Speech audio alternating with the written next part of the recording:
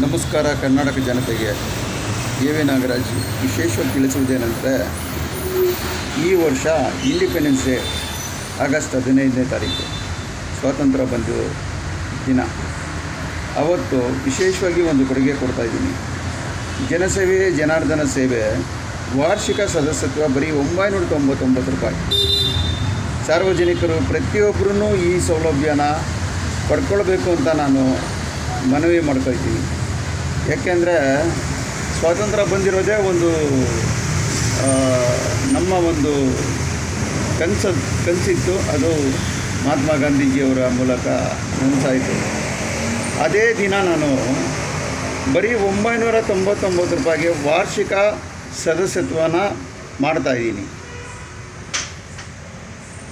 ಜನಸೇವೆಯೇ ಜನಾರ್ದನ ಸೇವೆ ವಾರ್ಷಿಕ ಸದಸ್ಯತ್ವ 999.